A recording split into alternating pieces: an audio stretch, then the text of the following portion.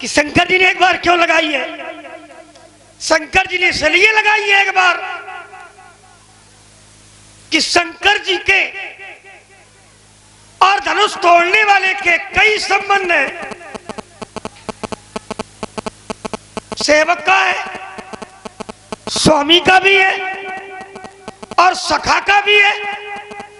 सेवक, स्वामी, सखा, सीएपी के जो सीता जी के पति श्री युक्त है वो शंकर जी के कौन है? तो बोले सेवक भी है, स्वामी भी है और सखा भी है। तो अब ये शंकर जी का भाव है कि शंकर जी ने एक बार क्यों लगाई है। अब आइए, आपने कहा कि तुम्हारे भैया ने उत्तर नहीं दिया। दिया, भैया ने उत्तर दिया लेकिन प्रकार बदल दिया। क्या उत्तर नहीं दिया? बोले श्री रघुवीर और कहा नाथ संबोधन भंजनी हारा होई कैवक दास तुम्हारा और आयस काय कही किन मोही। प्रकार बदला है और प्रकार बदल देना चाहिए। जब सामने वाला जब अति क्रोध में हो तो फिर उत्तर का प्रकार बदल देना चाहिए, है ना? भाव बदल देना चाहिए। और अगर भाव नहीं बदल रहे हो तो सामने वाले व्यक्ति का क्रोध कितना दुष्प्रभावी हो सकता है, हा? ये आकलन करना सबके बस की बात नहीं है। और सामने वाला कैसा ये तो जानते हो, अवगढ़ी है, पता नहीं किस समय क्या कर दे। और क्रोध है और वो भी अति क्रोध है तो केवल प्रकार बदला है। और प्रकार में क्या बदला है? भैया ने कहा कि जिसने भी धनुष का खंडन किया है वो आपका दास है।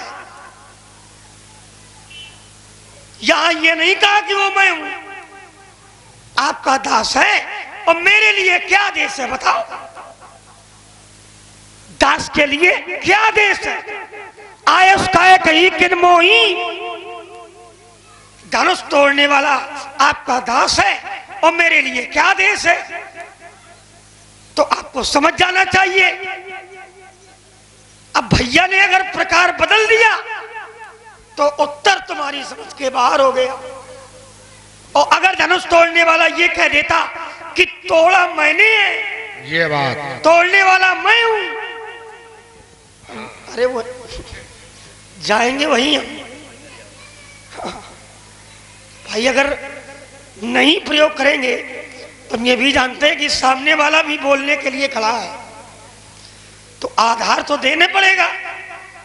बिना आधार के कैसे बात बनेगी? धनुष तोड़ने वाला मैं हूं। अगर ये धनुष तोड़ हमारे भैया कह देते तो ये समझ जाते कि धनुष तोड़ने वाला ये है। और अगर प्रकार बदल गया तो हर स्थान पर मैं का प्रयोग नहीं करना चाहिए। अगर सामने वाला व्यक्ति क्रोध में है और कोई अपराध की जानकारी दे रहे हो और सामने वाले व्यक्ति की दृष्टि में वो अपराध का कार्य है तो फिर प्रकार बदल देना चाहिए। और वही हमारे भैया ने किया है। एक बात हो रही है आपकी, आपने कहा कि कृपा न हो फिर भी हम जानकारी कर लेंगे। हमने कहा कैसे कर लोगे? तो बोले सत्संग से कर लेंगे। ये बढ़िया है। बोले कृपा न हो, राम जी की कृपा न हो और सत्संग हो तो जानकारी हो जाएगी। चलो बढ़िया लाए हो, लेकिन विचार करो, सत्संग से जानकारी तो हो जाएगी। ये बात सत्संग कैसे मिलेगा? तो बिना कृपा के ये सत्संग भी मिलने वाला कैसे? तो आइए मैं उसका एक प्रमाण दिए देता हूं। बिन सत्संग विवेक न होई, बिना सत्संग के विवेक नहीं होता है। और सत्संग कैसे मिलेगा? तो बोले राम कृपा बिन सुलभ। तो ये सत्संग भी अगर मिलेगा तो आवश्यकता कृपा की पड़ेगी। अगर कृपा नहीं है तो फिर ये सत्संग भी मिलने वाला हो गई बात। कहा अगर कोई क्रोध में हो तो कहा फिर आकार बदल देना चाहिए। क्रोध में हो प्रकार आकार बदल देना चाहिए। प्रस्तुतिकरण का तरीका जो है वो बदल देना चाहिए। अच्छा, प्रस्तुतिकरण का तरीका बदल देना चाहिए। और कहा प्रस्तुतिकरण का तरीका बदला तो कहा पंडित जी के बुद्धि से सब परे हो गया। धनुष तोड़ने वाले के पक्ष से कहा मेरे भैया ने कहा कि वो दास है आपका, और कहा मेरे लिए क्या क्या है। तो जब मैंने ये जाना कि वो दास तो है ही नहीं, अब इसको मैं सरल किए देता हूं। मैंने 7 प्रकार के दास बतलाए थे। क्या उन 7 प्रकार के दासों में धनुष तोड़ने वाला मेरा किसी प्रकार का दास है? और जब नहीं है तभी मैंने तुम्हारे भैया को कोई आदेश नहीं दिया। मैंने सिद्धांत पढ़ा था और मैंने एक सूत्र से प्रमाणित कर दिया था कि ध्वजा हर्तो युद्ध में जीता हुआ आपका दास, ध्वजा हर्तो युद्ध में जीता हुआ भक्तासा ग्रहजा कृतत्रवो पैतृको दंड दासस्य सप्तैते दास योनिया। तो इनमें से धनुष तोड़ने वाला मेरी जानकारी में, मेरी दृष्टि में मेरा किसी प्रकार का दास नहीं है। और मैं पहले भी कह चुका हूं कि वो चाहे जो भी हो, अगर उसने बहुत अच्छा कार्य किया है तो फिर उसको छिपाओ नहीं, उसको बताओ। और मैंने प्रमाण भी दिया था। तो उसको छिपाने का विषय नहीं है, ये तो बताने का विषय है कि जिसने धनुष को तोड़ा है वो बहुत अच्छा कार्य करने वाला है और उसका परिचय ये है, और वो भैया ये बैठा है, उससे हमें मिलवाओ।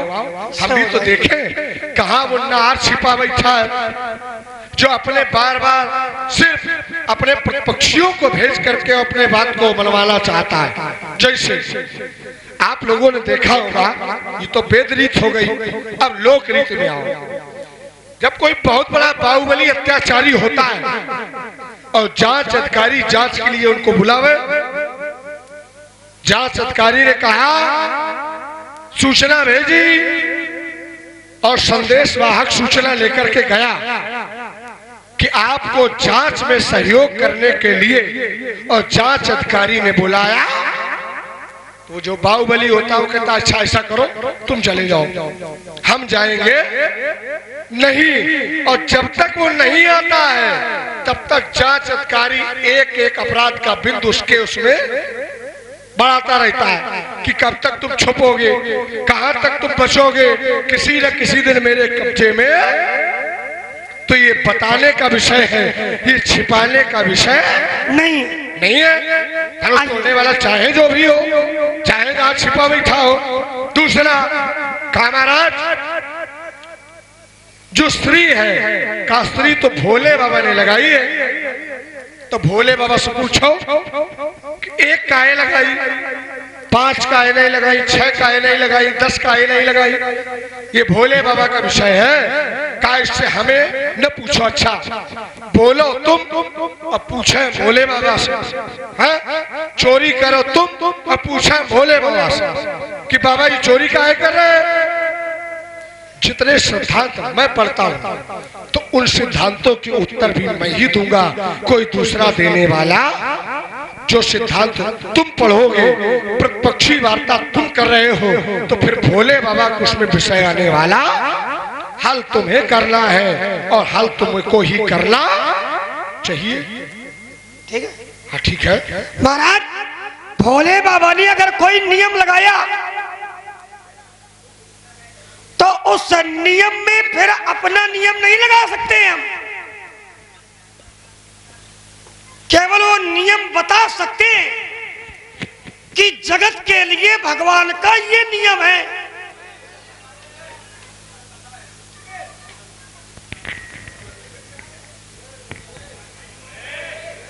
क्या किया जाए? भारत का भविष्य, ये नियम जो मैंने लगाया तो मैंने बताया कि ये नियम शंकर जी का है और बताया हमने, तो हम उसमें सुधार थोड़ी कर सकते हैं। दोहे में कोई सुधार नहीं कर सकते। हाँ,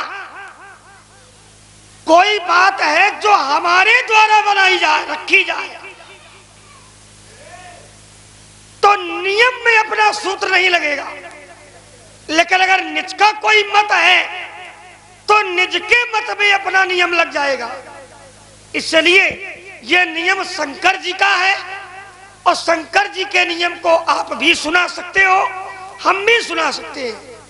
उस पर हम सुधार करने के योग्य नहीं है ना। अब जैसे बहुत सी बातें हमने कही हैं, तो मैंने बताया कि श्री कहाँ लगानी चाहिए, उसका भी उत्तर मैंने किया कि इस स्थान पर श्री लगानी चाहिए। हर जगह श्री थोड़ी लगानी चाहिए 4 बार 6 बार। खटयुक्त श्री, चतुर्थ श्री 4 बार कहाँ लगानी है, 6 बार कहाँ लगानी है, 1 बार कहाँ लगानी है, 3 बार कहाँ लगानी है, सबके नियम अलग अलग है। तो यहां वो सत्ता ही नहीं है कि मैं 4 बार श्री लगाऊं। हाँ, जब वो सत्ता आएगी तो मेरे द्वारा ऐसा उपक्रम किया जाएगा। आइए से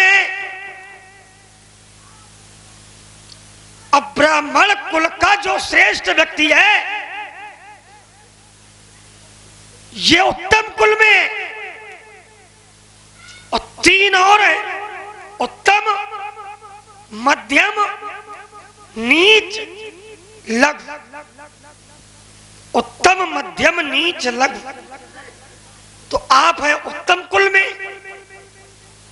और जो व्यक्ति समर्पण भाव का है, जिस व्यक्ति में सहजता है, जो व्यक्ति धर्माग्राही है, जो व्यक्ति धर्म से युक्त है, जो ब्राह्मणों का सेवक है, ब्राह्मणों की आज्ञा का पालन करने वाला है, वो 3 वर्णों में किसी भी वर्ण का हो, वो ब्राह्मण के लिए दास और सेवक कोटि में ही होता है। क्योंकि आप उत्तम हैं। अब चाहे वो क्षत्रिय वंश में हो तब भी आप श्रेष्ठ और पूज्य हो, तब भी आप स्वामी रूप में हो, और चाहे वैश्य कुल में हो तो भी आप पूज्य हो, और चाहे वो शूद्र हो तो ब्राह्मण 3 वर्णों के लिए पूज्य है। तो इस भाव से भी हमारे भैया ने कह दिया कि वो आपका दास है। क्यों? क्योंकि दास और सेवक और भक्त, इनमें कुछ ज्यादा अंतर नहीं है, ये एक दूसरे के पूरक है। प्रकार बदला है, प्रकार कई हो सकते हैं। जैसे आपने बताया कि सेवक के 7 प्रकार हैं, ये आपकी जानकारी है। भक्त के 4 प्रकार हैं, राम भगत जग 4 प्रकारा। कौन कौन से? ज्ञानी, अर्थार्थी, जिज्ञासु और एक और है।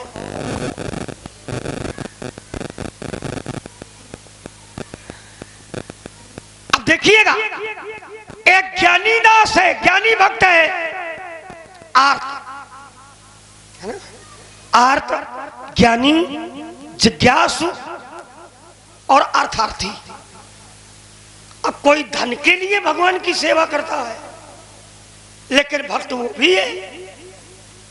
अब कह दो कोई भक्त है तो क्या धन के लिए सेवा करेगा, लेकिन वो भी भक्त के प्रकार में है। जानकारी का जो मार्ग ढूंढ रहा है वो ज्ञानी है, वो भी भक्त है। जो जिज्ञासु है वो भी भक्त है, और जो दुखी है वो भी भक्त है। तो प्रकार भरे बदल जाए, लेकिन महाराज आप ब्राह्मण कुल से हैं, उत्तम कुल से हैं, तो अगर वो तीनों वर्णों में किसी भी वर्ण का है तो वो आपके लिए आपका सेवक ही है, आपका दास ही है ना, आपका अनुग्राही ही है। इसलिए देखो एक बात और बता दें। एक नहीं दो बताओ।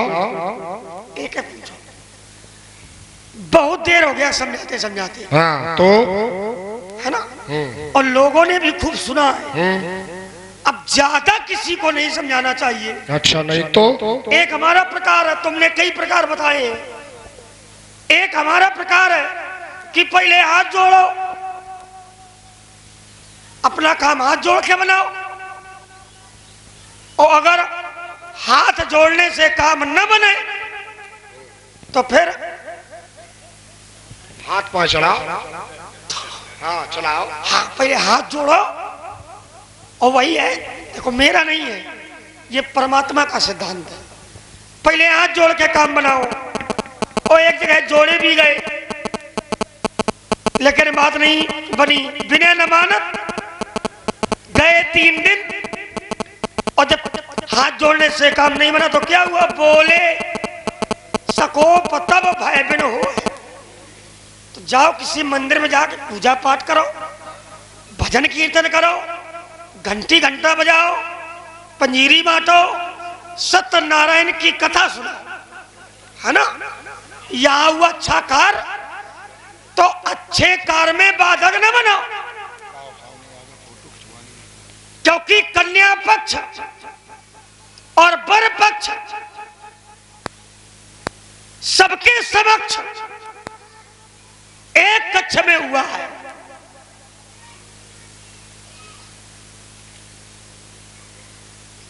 और महाराज जब सब एक पक्ष में है तो तुम काहे विपक्ष में आओ, का भोजन मंगवा दे, प्रसाद पा लो। और देखो बगल से नदियां लगी है, हाँ बढ़िया जाकर के स्नान के, है ना, गोते लगाओ और बढ़िया निकल जाओ, जंगल में जाके भजन करो। और अगर ऐसा कुछ नहीं करोगे, उत्पात मचाओगे, तो फिर अच्छा नहीं होगा। होगा होगा ये कि नीत पथ पर यदि चलोगे तो शायद तुम्हें हम छोड़ देंगे, और लिया तुमने अनीत का सहारा, तो बाबा ये ध्यान रखना कि नस नस तुम्हारी। अच्छा ये नस तोड़ेंगे, हम खड़े खड़े तोड़वाते रहेंगे। भाई हम बलहीन हैं, हम कुछ कर तो सकते नहीं है। एक क्षण और मैं उस पर प्रकाश डाल के फिर मैं इसी धारा पे चले दे रहा हूँ। राजकुमार ने कहा कि महाराज, और ब्राह्मणों के लिए ये जो 3 वर्ण हैं, क्षत्रिय वैश्य और शूद्र, ये तीनों वर्ण ब्राह्मण के लिए दास कोष में, ये दास और सेवक हैं। तो दास और सेवक क्या यही करते हैं? तुमने हमें ब्राह्मण जाना है तो सिद्धांत कहता ब्राह्मणम कुशलम प्रक्षेप क्षत्रिय बंधुम मनामयम। क्या तुमने सिद्धांत का पालन किया? अगर तुम दास हो तो फिर ये नस न तोड़ो, आओ हाथ जोड़ो, चरण पकड़ो, बैठ जाओ। सिद्धांत तुम पढ़ो, जिस सिद्धांत को पढ़ो उस पे अडिग रहना सीख लो बउआ। क्या करोगे? गिर जाते लखो के सोच घर बैठ वालों के सलाह में धूल खाते हैं, होती है रक्त से रक्त रंजित वसुंधरा, रुंड मुंड सुंड के पहाड़ टूट जाते, अवधेश, दिक्पाल, अंबर, पाताल लोग वीरता हमारी देख तू जैसे कायर भाग जाती है। अरे मुझे छेदे, मुझे में है बावन, नहीं है तीर में शक्ति मुझे काटे, मुझे फाड़े, अरे नहीं शमशीर में शक्ति कि मुझे जकड़े, मुझे पकड़े, नहीं जंजीर में शक्ति और मुझे रोके, मुझे टोके, नहीं रेणुका के। अच्छा, एकदम से जब झपटा तो पहले अपना मुंह आगे किया, ये सबसे पहली कला किसमें होती है? मुंह आगे करने की? सिंह में, बंदर में, सिंह में नहीं होती है। बंदर जब भी करता तो ऐसे पहले करता है? समझ रहे हो? रण सिंह से मत टकराओ, भवानी। और जिसने मुझसे लोहा मांगा, फिर मांगा उसने पानी, और जिसने मुझे चुनौती दी, फिर उत्तर दिया करारा, और जिसने मुझसे ठोकी ताल, तो फिर पटक पटक कर मारा। अरे लौट जाओ चल, अरे ये तो ये दांत खत्ते बनाऊंगा। अरे बड़ी सड़की से आए हो मिथिला में, ईमान सारा अभी क्षण भर में मिटाऊंगा के सरासन और बाढ़ धरी। अरे क्रोध करीमराज, शत्रु के सोल की शर्त भाऊंगा, ऐसी ना करूं तो सबक प्रभु चरणों की अस्त्र शस्त्र त्याग लखल्ला। अभी एक टूटा है तो तुम परशुराम को संभाले नहीं पा रहे हो, ये अगर टूट गया इस पे कमर पैर पटको, ये टूटा तो ये सब तुम्हारे पीछे हो जाएंगे, फिर बचना बड़ा मुश्किल है। इसलिए इधर देख, ये लड़के लड़ना छोड़ दे, लड़ने को तू बचावेगा, फिर इसी लड़पन के पर तू कालग्रस्त हो जाएगा, फिर बाप तेरा रोवेगा दशरथ, रो रो कर जान गवावेगा। ये अवधपुरी का लखनलाल जब बलवेदी पर चढ़ जाएगा, अरे तो फिर मेरे भी मन को भाया है, अब आज पता चल जाएगा किसकी मैया ने किसको कितना दूध। कैलाश मुझसे लड़कर विजय पाना चाहोगे तो तुम मेरे अंदर की था करवाओगे, चीखोगे, चिल्लाओगे और पछताओगे निज वाक्यों पर। ऐसा रुलाऊंगा कि रो नहीं ना पाओगे, और इससे काटने की बात न करना, इसको नहीं निकालना। और बीता के ऊपर तो अपने गुरु बाबा अपने गुरु बाबा को बुलाओगे, लक्ष्मण के चक्कर में ना पड़ो, समझा रहा हूं बार बार, और नहीं तो ऐसा गिराऊंगा उचकने ना पाओगे। यहाँ नहीं, चलो नदिया किनारे। नदिया किनारे का ये कोई अखाड़ा है क्या?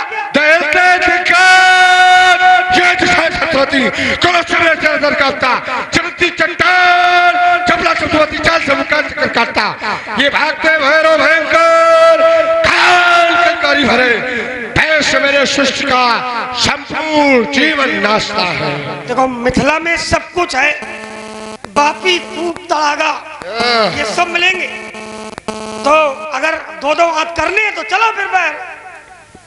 ज्ञानियों की समाज है, यहाँ उठा पटक होगी तो अच्छा नहीं होगा।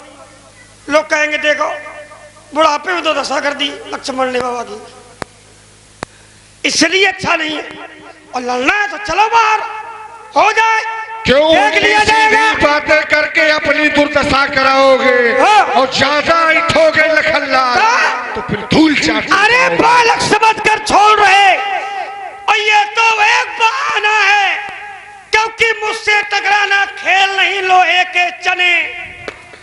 अब मेरे मन ने हठानी है और आज प्रकट कर दूंगा कि किस दूध में कितना पानी है। महाराज एक बात तुम्हें बता दें, हम साथन अभी तक लखनलाल अब नहीं शान रवाबेगा और नहीं गए मिथिला के बाहर तो फिर युद्ध भी छिड़ जाएगा। योग नहीं करेगी इतिहास सोलह की ये प्यास बुझावेगी और लखनलाल के क्रोज्ज्वल से ये धरा भस्म हो जाएगी। रणचंडी कहती पुकार, अरे बाबा स्वयं भगवती है और निकल चलो मिथिला के बाहर। बाबा खुली मिथिला के बाहर कहाँ चलो, तुम्हारी कहाँ भगवती है? यहीं आओ, हर जगह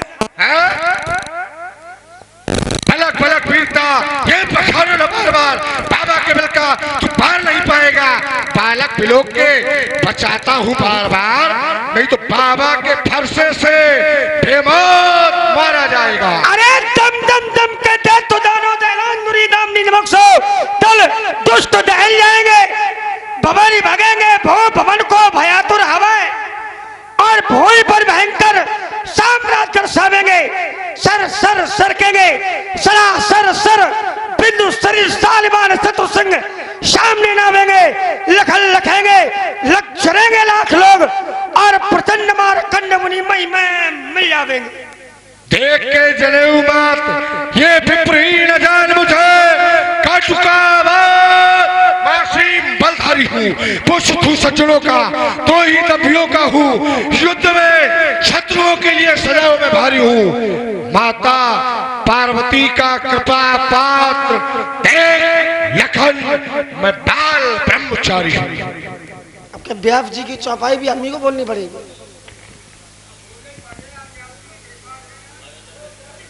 ये तो वो कैसा है, आइए धारा का परिवर्तन कर रहा हूं। ओम अरे मैं कठिन पंथ का पथिक लड़ा, मैं कठिन पंथ का पथिक लड़ा और करता नित झंझा बातों से, करता नित झंझा बातों से प्राकृतिक प्रकोप ना डरा सके।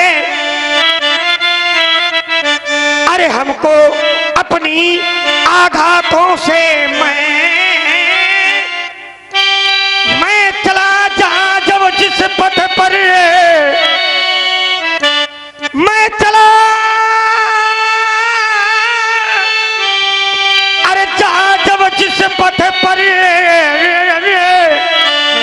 तो नहीं देखा हमने ये आदि अंत, नहीं देखा हमने आदि अंत। वर्षा ग्रीष्म ऋतु शरद शिशिर, अरे हेमंत और बीता बसंत, हेमंत और बीता बसंत, सुख से न राग,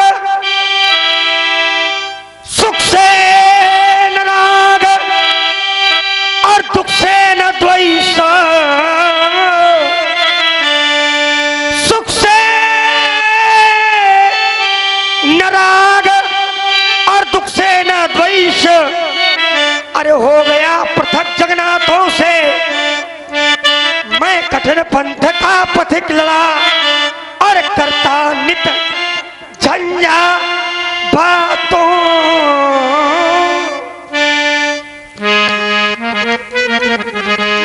मैं कभी नहीं झुकने वाला, मैं कभी नहीं झुकने वाला, अरे मुझ झुकने का अभ्यास नहीं। यह जीवन मेरा बना दास, पर मैं जीवन का दास नहीं। अरे वीरों की छाती पर चढ़कर, वीरों की छाती पर चढ़कर मैंने लड़ना सीखा है। हिमगिर से ऊंचाई बापो मुझसे भी कुछ नीचा, अरे मेरे पग को रोक सके, अरे मेरे पग को रोक सके, यह तेरे बस की बात नहीं। यह जीवन मेरा बना दास, पर मैं जीवन का दास नहीं। हेलो, और आप हैं श्री किशोर कुमार जी राजपूत। अरे परवाह नहीं अगणित बाधाएं,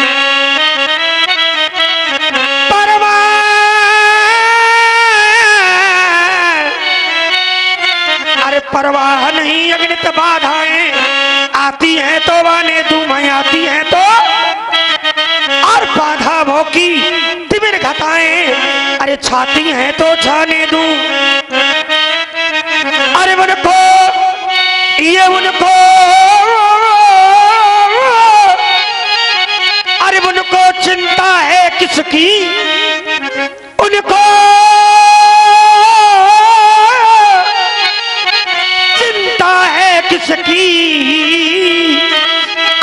अपने पद का रखवाला है। और तूफान आ जाए, तूफान प्रलय झंझावों में, अरे वो कभी नहीं रुकने वाला। मैं आशावादी मानव हूँ, मैं आशावादी मानव हूँ, और हो सकता कभी निराश नहीं। ईमान बेच दूं टुकड़ों में, ईमान बेच दूं टुकड़ों में, यह मेरे बस की बात नहीं, क्योंकि जीवन मेरा दास बना, पर मैं जीवन का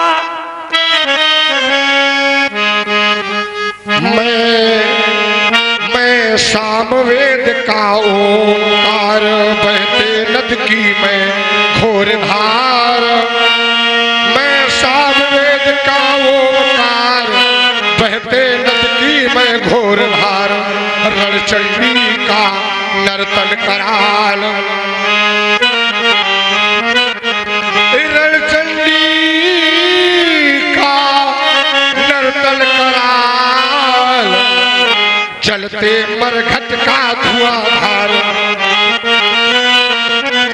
अरे रणचंडी का नर्तन कराल। जलते मरघट का धुआंधार, सागर का भैरव गर्जन हूँ, चंचल तपला की तर्जन हूँ। सागर का भैरव गर्जन हूँ, चंचल चपला की तर्जन हूँ।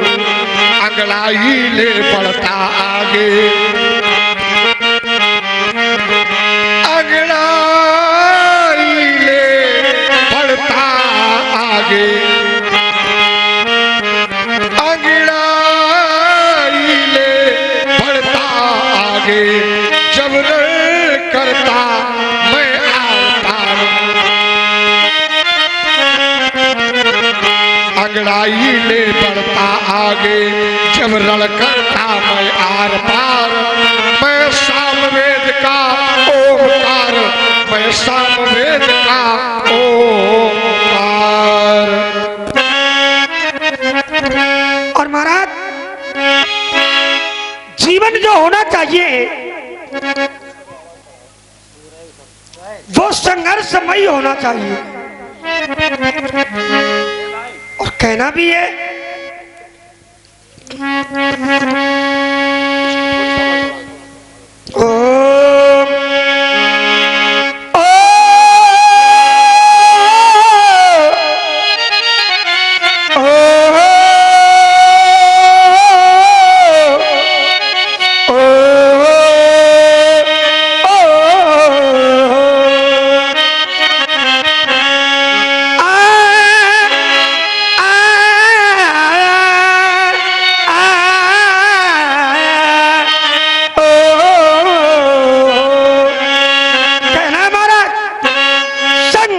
जीवन का पर्याय है,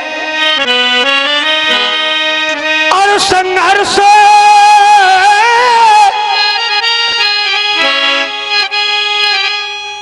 अब सबको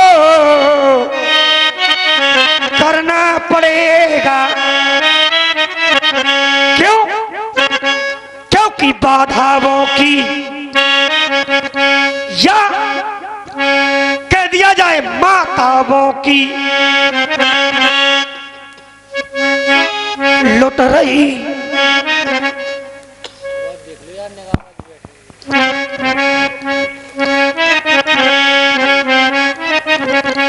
अरे माताओं की अब लुट रही लाज है, और मिल करके अब सबको चलना पड़ेगा। हमने देखा है कि मानो बना अरे मानोता नहीं,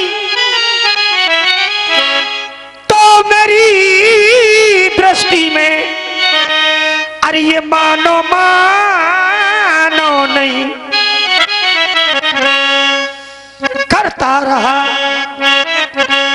अरे करता रहा सदा दुष्कर्म तो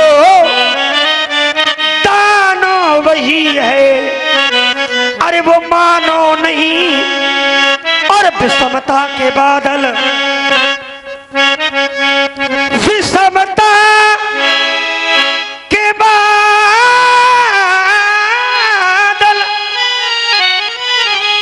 और विषमता के बाद, विषमता के बादल अब यहाँ छा रहे। ऐसा लगता है कि अंगारों पर अब चलना पड़ेगा। संघर्ष जीवन का पर्याय है, और संघर्ष अब सबको करना पड़े। हेलो, और आप हैं स्त्री। इस संसार में व्यक्ति आता तो आने के बाद उसको संघर्ष करना पड़ेगा। अगर संघर्ष नहीं है तो बिना संघर्ष के फिर जीवन सुखमय नहीं हो सकता। व्यक्ति संसार में आता और आने के बाद अगर वह सिर्फ अपने लिए ही जीता तो यह भी कोई जीना है? अरे अपने लिए तो सभी जीते हैं, लेकिन अगर वही व्यक्ति दूसरों के लिए जीता है तो सिद्धांत कहता कि परहित सरिस धर्म नहीं भाई। दूसरों के हित से बड़ा कोई धर्म हो सकता नहीं है। तो एक कवि की मुझे चंद पंक्तियां याद आती है व्यास जी। हो मत जियो, मत जियो सिर्फ अपनी खुशी के लिए, मत जियो सिर्फ अपनी खुशी के लिए। कोई सपना पुनो जिंदगी के लिए। मत जियो, मत जियो, मत जियो सिर्फ अपनी खुशी के लिए। कोई सपना पुनो जिंदगी के लिए। पोंछ लो, पोंछ लो, पोंछ लो दीन दुखियों के आंसू। अगर कुछ नहीं चाहिए जिंदगी के लिए। मत जियो सिर्फ अपनी खुशी के लिए। कोई सपना बोलो जिंदगी के लिए। एक कालखंड में भक्त भगवान से कहने लगा कि भगवान आप मुझे सदा सर्वदा सुख न देना। तो भगवान ने पूछा क्यों? तो भक्त कहने लगा कि अगर मुझे जीवन भर सुख मिलता रहा, दुख ना आया तो मैं आपको भूल जाऊंगा, और अगर आपको भूल गया तो फिर मेरा कल्याण होने वाला नहीं है। तो करना क्या है? ऊब जाए, ऊब जाए ज्यादा खुशी से न हम। गम जरूरी है कुछ जिंदगी के लिए। मत जियो सिर्फ अपनी खुशी के लिए। कोई सपना बुनो जिंदगी के लिए। भक्त कह रहा भगवान से कि परमात्मा, गीत का तीसरा भाव कहा मैं आज आपकी भक्ति नहीं कर सकता, आज मैं आपकी उपासना नहीं कर सकता। तो भगवान ने पूछा क्यों? तो भक्त कह रहा मेरे पास आज अमुक संसाधनों का अभाव है। तो कवि कहने लगा कि परमात्मा की भक्ति को कभी अभाव में छोड़ना। अरे परमात्मा संसाधनों का भूखा नहीं है, परमात्मा तो सिर्फ भूखा है तो भक्त के निर्मल भाव का भूखा है। करना क्या है?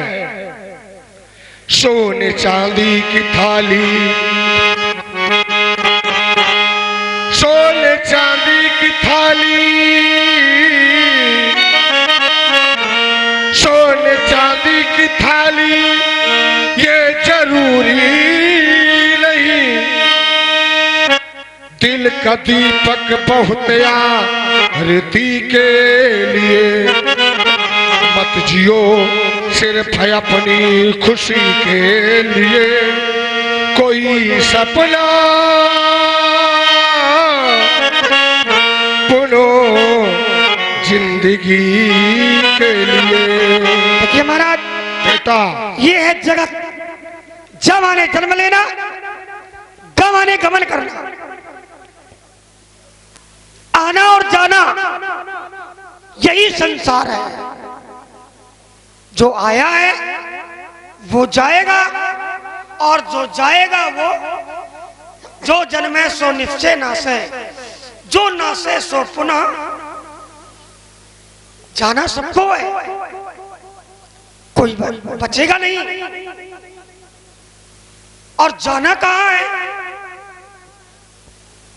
तो संसार में एक ऐसा घाट है जहां सबको जाना है। कोई भी, चाहे राजा हो, चाहे भिखारी हो, चाहे धनवान हो, चाहे निर्धन हो, चाहे फकीर हो, कोई भी हो, उस घाट में सब जाते हैं। और घाट में जाने के बाद वहां पर किसी की शान कम या ज्यादा नहीं होती, सबकी शान बराबर मानी जाती है। इसीलिए व्यवहार जगत के लोग उस घाट को कहते हैं सब माने बराबर, शान माने शान, जहां सबकी शान बराबर हो। सबको जाना है। आइए महाराज, एक दर्शन मेरे द्वारा, और वो भी समाज के लिए। कैसे? जी हेलो, आप हैं श्री मोदित कुमार जी राजपूत उर्फ बिंटू राजपूत। और कहां जाना है? आया है सो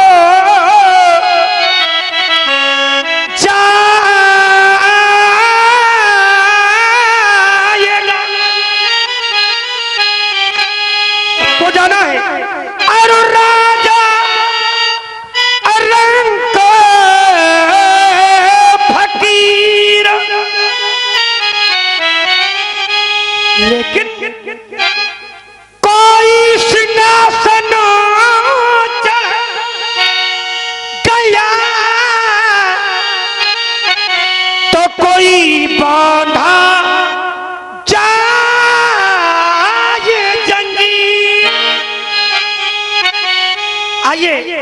उस घाट की ओर लिए चलता हूं। किस घाट की ओर? अरे अब आओ थोड़ा वहां चले।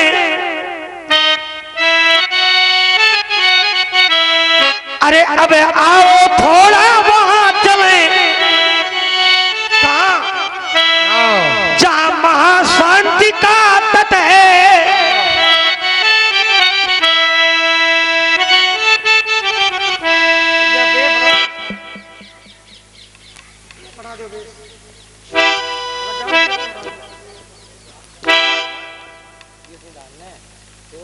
सुना सुना, अरे लगता है सुना सुना, पर सुना ना वो मरघट है। हमने देखा है सभी चिताएं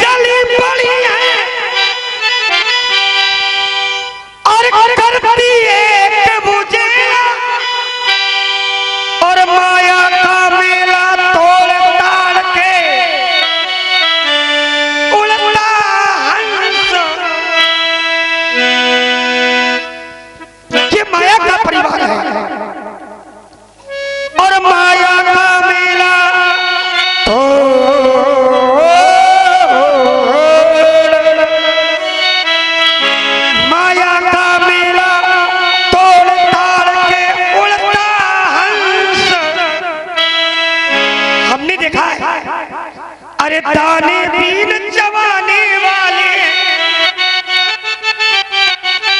अरे दाना बीन जमाने वाले इसी घाट में आते हैं, और स्वर्ण भस्म को खाने वाले उसी घाट में, चंदन रोज लगाने वाले उसी घाट में जाते हैं, और माला रोज घुमाने वाले उसी घाट में। ये नारी जब छूट गई नर की, ये नारी जब छूट गई नर की, तो परिजनिए तो नहीं कर पाए कि चार जनों के कंधे में रख मरघट।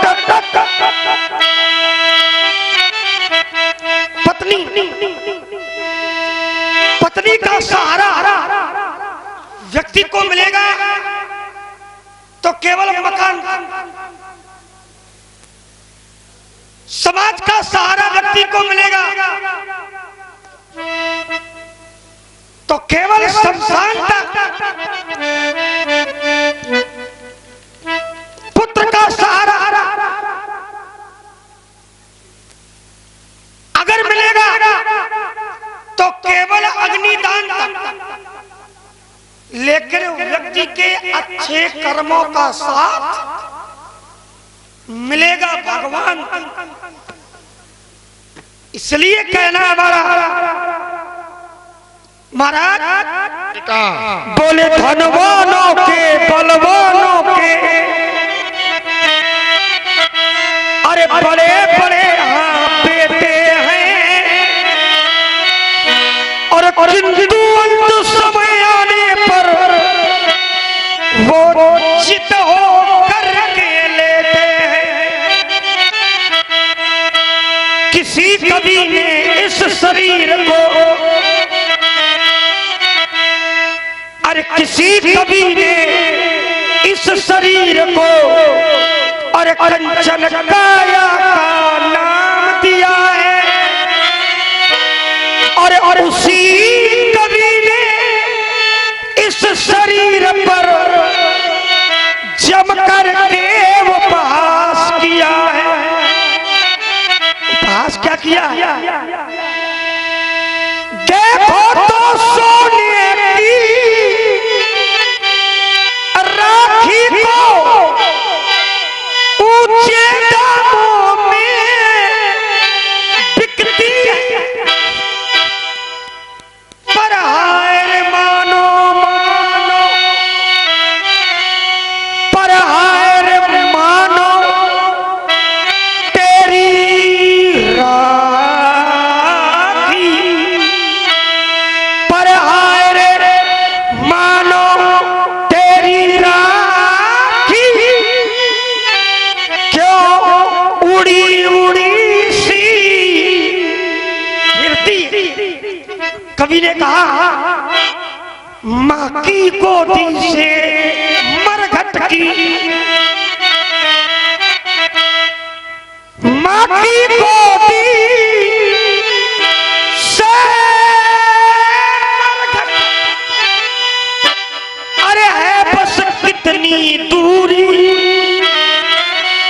और जिसको तय करने में तुमने उम्र लगा दी, अरे जिसको तय करने में तुमने उम्र लगा दी।